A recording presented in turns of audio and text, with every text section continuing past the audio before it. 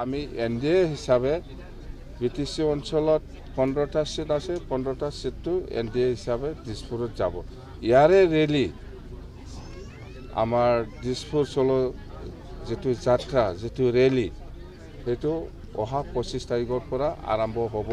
গোসাইগাঁও জিলাৰ পৰা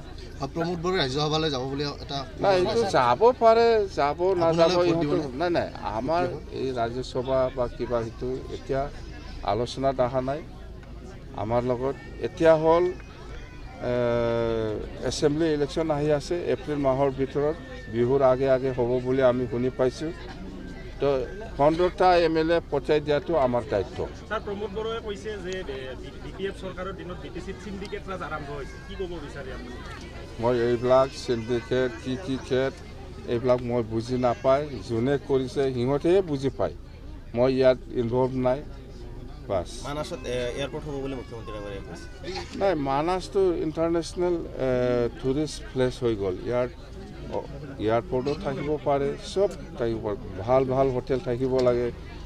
গল্ফ খেলুৱৈসকলৰ কাৰণে গল্ফ ফেচিলিটি থাকিব লাগে গোটেই প্ৰধানমন্ত্ৰী ডাঙৰীয়া মানে বিটিচিত আহিব কিবা আশা কৰে কিবা ডাঙৰ প্ৰধানমন্ত্ৰী ডাঙৰীয়াই আমাৰ BTC অঞ্চলত কোকৰাঝাৰত আহি আছে মুঠতে মাৰ্চত ইলেকশ্যন কণ্ডাক্ট হোৱা আগতে নিশ্চয় আহি পাব কোকৰাঝাৰ গেলেমপুৰ যেটো ৰেলৱে লাইন সেইটো উদ্বোধন কৰিবৰ কাৰণে ফাউণ্ডেশ্যন কৰিবৰ কাৰণে এইটো আমাৰ কাৰণে খুব ভাল মেছেজ BTC বাকী ৰাইজৰ কাৰণে যে প্ৰধানমন্ত্ৰী আমাৰ BTC অঞ্চলত আহি আছে মানা সমষ্টি প্ৰাৰ্থী প্ৰত্যাখ্যান কৰিবলৈ আপোনালোকে এনেকুৱা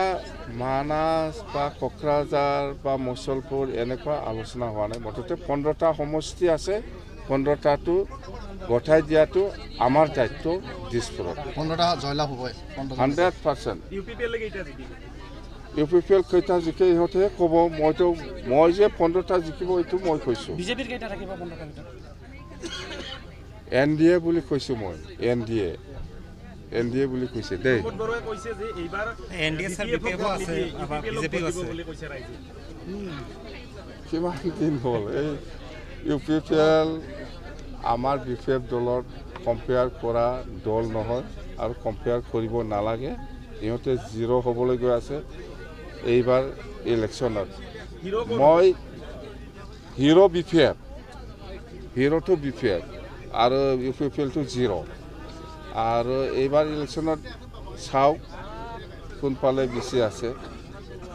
আপোনাক অন্য ৰূপত দেখা গৈছে আপুনি প্ৰত্যক্ষভাৱে ৰাইজৰ মাজত গৈ দৰখাস্ত লোৱা দেখা গৈছে নাই বহুত পাব্লিকে কোকৰাঝাৰত যাব নোৱাৰে বা ওদালগুৰি হওক বা মুঠতে BTC অঞ্চলৰ বহুত ৰাইজ আছে বিভিন্ন ধৰণৰ বিভিন্ন অঞ্চলত ৰাইজ থাকে তো চবে আমাৰ কোকৰাঝাৰত যাব নোৱাৰে য'ত মিটিঙত যাব তাতে মই